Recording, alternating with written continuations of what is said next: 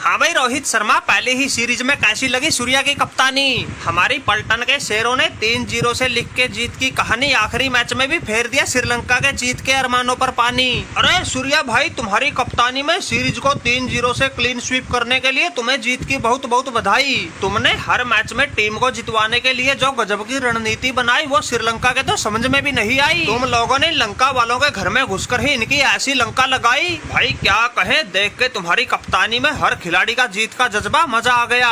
सूर्या भाई सही बताऊं तो कप्तानी के मामले में मैं तो खुद को बड़ा खतरों का खिलाड़ी मानता था, लेकिन तुम तो भाई मेरे भी उस्ताद निकले। पहले मैच में 19वां ओवर रियान पराग को थमा दिया, फिर उसने श्रीलंका का बैंड बजा दिया और इस तीसरे मैच में 19वां ओवर देकर तुमने गेंदबाजी के मोर्चे पर रिंकू सिंह ला दिया और उसने अपने ओवर में 3 रन देके 2 विकेट लेके मैच को टीम इंडिया के पाले में ला दिया। और फिर 20वां ओवर तू खुद करने आ गया, देके 5 रन 2 विकेट, उसमें तू भी चटका गया। कहाँ श्रीलंका को जीत के लिए 12 गेंद में सिर्फ 9 रन चाहिए थे, 6 विकेट उनके हाथ में थे, लेकिन तुमने और रिंकू सिंह ने गेंदबाजी में 2-2 हाथ दिखा के मैच का ऐसा पासा पलटा, हारे हुए मैच को टाई करवा दिया। अरे रोहित शर्मा भाई, मैच टाई हो गया था, यहाँ तक तो बात फिर भी ठीक थी, लेकिन तुम्हारे इस बैल बुद्धि सूर्या कुमार यादव ने तो सुपर ओवर की पहली ही गेंद पर श्रीलंका को पानी पिला दिया। भाई घर में घुस के ऐसे कौन बेइज्जती करता है। 3 मैच खेले, तीनों के 3 में लंका लपेट के रख दी। भाई थोड़ी बहुत तो शर्म लिहाज कर लेते, समाज में हमारी भी इज्जत थी,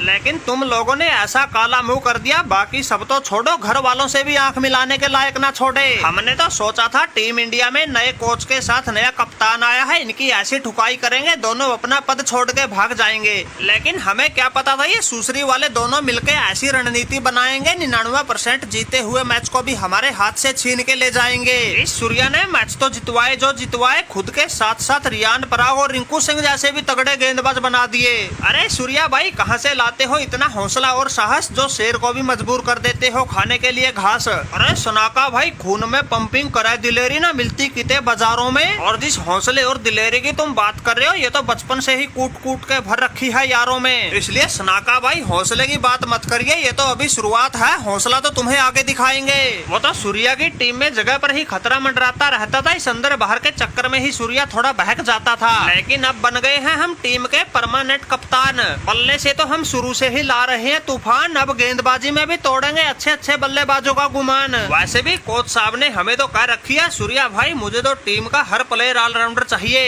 इसलिए सूर्या ने इस छोटी सी सीरीज में ही रियान पराग और रिंकू सिंह जैसों को बल्लेबाजी के साथ साथ तगड़े गेंदबाज भी बना दिया। और इस तीसरे मैच में तो खुद मैंने गेंदबाजी के दम पर ही पूरे मैच का पासा पलट के दिखा दिया। क्यों कोच साहब, अब तो हो गए खुश है, तुमने हमें कप्तान बनाया, हमने अपनी कप्तानी में पहली ही सीरीज को 3-0 से क्लीन स्वीप करके दिखाया। अरे वाह भाई वाह सूर्या, तुम्हारी कप्तानी का जवाब नहीं, तुम्हारे टीम में होते हुए जो पूरा ना हो सके ऐसा कोई ख्वाब नहीं। मुझे तो पक्का यकीन है अगर तुम्हारी जगह कोई और कप्तान होता, टीम इंडिया पहला और तीसरा मैच तो बिल्कुल हारे बैठी थी। तुमने अपनी कप्तानी के बलबूते वो मैच जितवाए हैं जिसमें 99% लोग टीम इंडिया को हराए बैठे थे।